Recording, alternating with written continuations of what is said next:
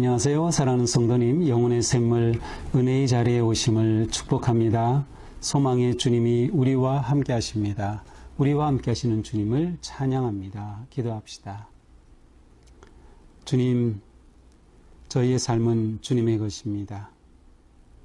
저의 모든 것이 주님의 은혜인데 주님의 은혜를 망각하고 온전히 주님 뜻대로 살지 못한 우리의 모습을 회개합니다. 성령님, 이 시간 우리의 마음을 새롭게 하여 주시고 우리를 모든 죄에서 구원하여 주옵소서. 주시는 주님의 말씀을 마음의 소중한 양식으로 삼고 말씀대로 살고자 했으며 기쁨으로 하나님께서 열어주시고 인도하시는 생명의 길을 걷게 하여 주시옵소서. 예수님 이름으로 기도합니다. 아멘. 오늘 말씀은 예레미야 10장 17절에서 25절입니다.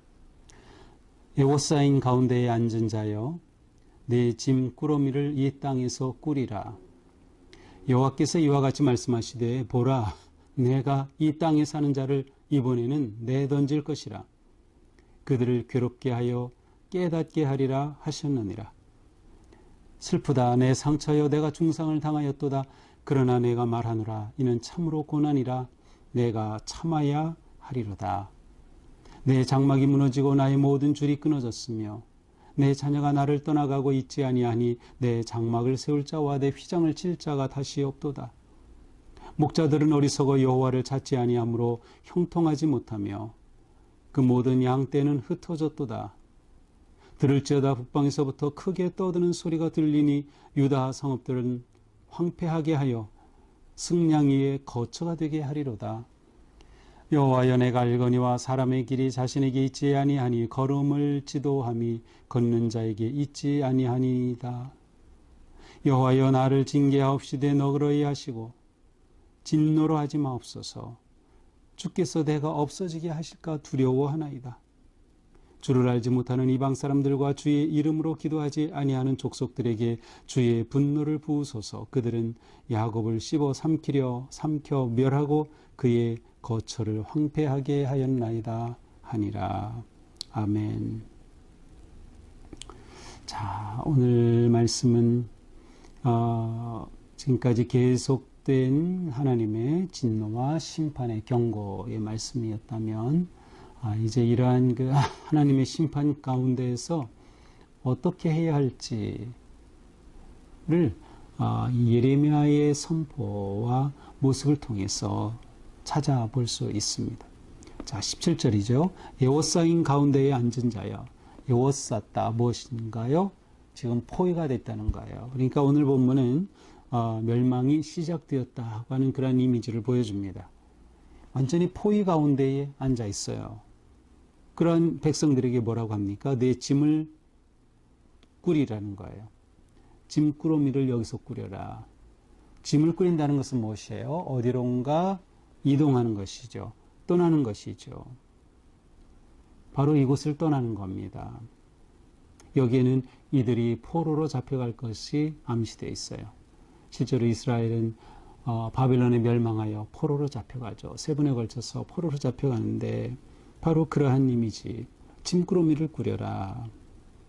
여호와께서 이와 같이 말씀하시되, 보라, 내가 이 땅에 사는 자를 이번에는 내던질 것이다. 이번에는 내가 정말 뜻하신 그대로 행하시겠다는 거예요. 심판하시겠다는 거예요. 하나님의 마음은 바뀌지 않았습니다. 그래서 이번에는 어떻게 해요? 내던질 것이다. 그들이 살고 있는 이 땅에서 내던져서 다른 곳으로 던져버리겠다는 거예요. 바로 포위된 그들에게 짐을 꾸리라는 것과 연결이 되죠. 그들을 괴롭게 하여 깨닫게 하리라. 자, 그런데 여기에 조그만 희망이 보이죠. 그들을 이렇게 괴롭게 하시는 하나님의 이 심판 뒤에는 그들이 깨달으면 좋겠다. 깨닫기만 한다면.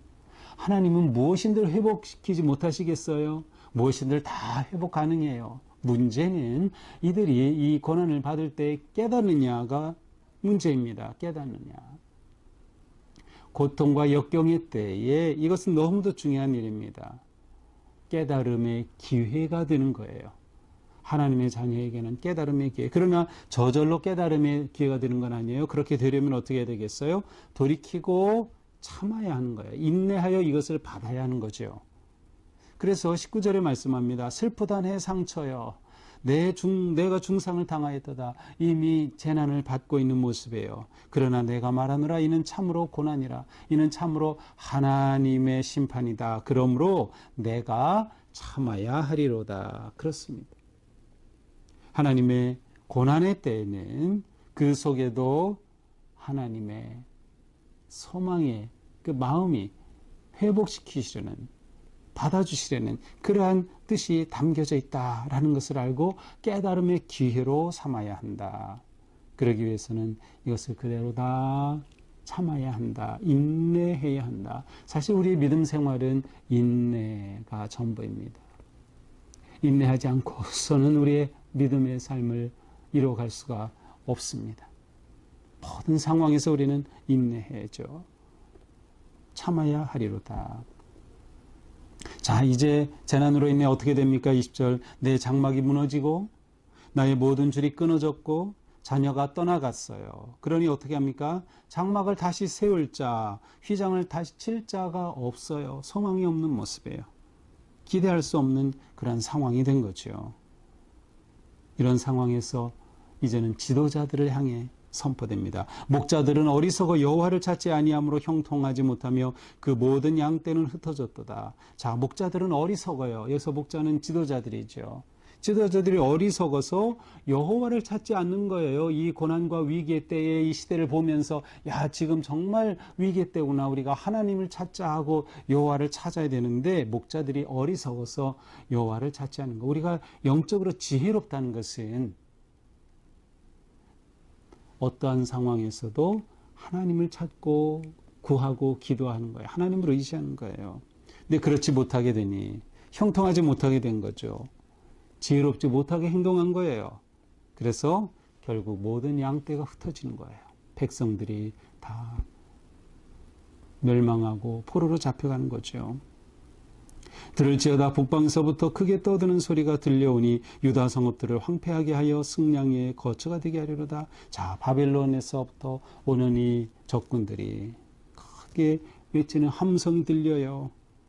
유다 성읍이 황폐하게 되고 승량의 여우가 다 여우조차도 살지 못하는 그러한 승량의 거처, 완전히 황폐해진 그런 모습이죠.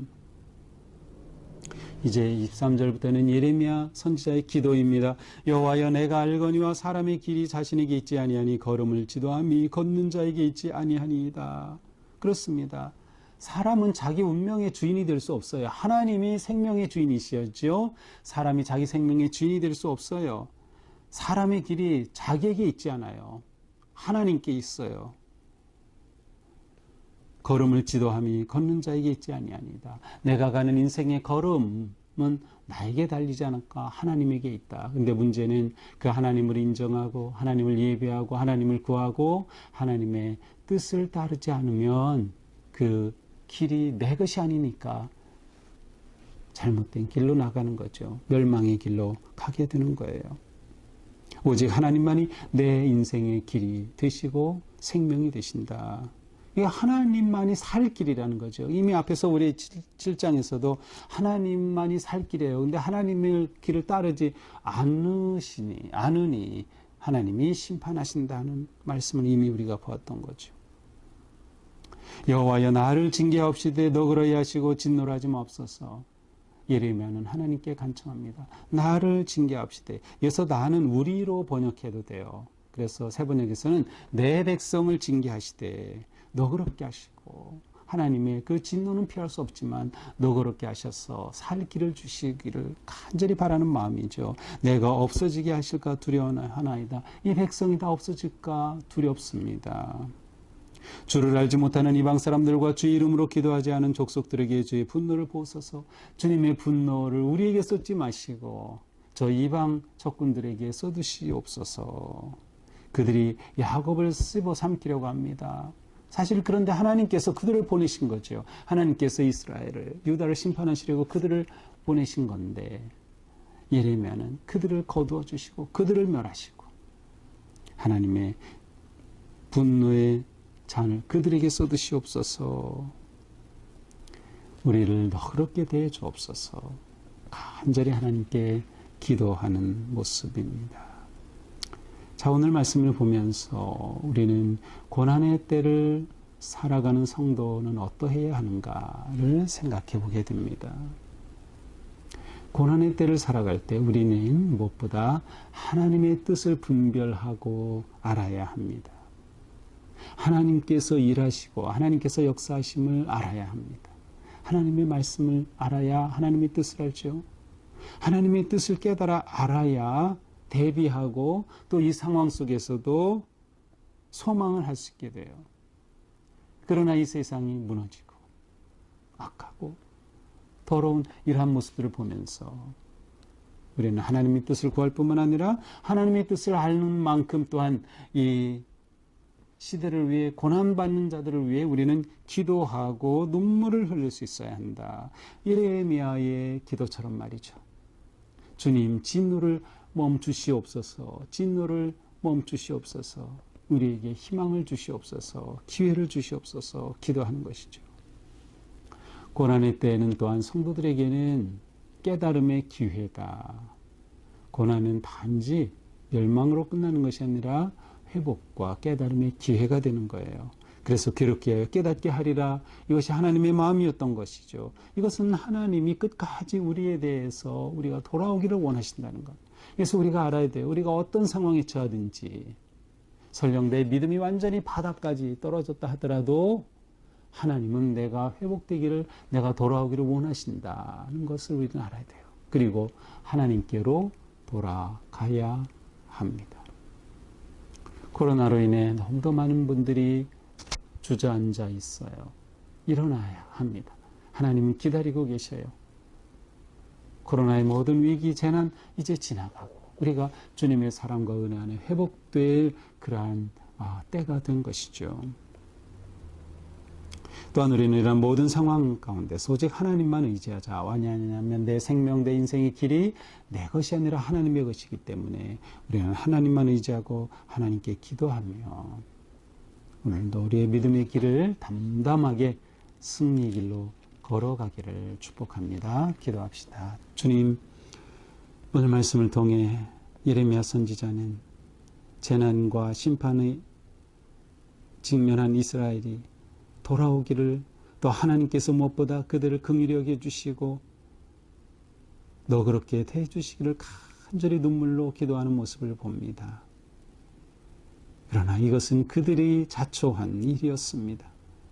하나님은 계속 기회를 주셨지만 그들은 배반하고 떠났고 돌이키지 않았기에 이러한 재난과 심판을 받는 것임을 봅니다. 주님, 저희가 완악해지지 않게 하여 주셔서 끊임없이 죄의 길에서 돌이키며 하나님을 향하게 하시고 하나님을 바라보게 하시고 하나님을 의지하게 하여 주시옵소서.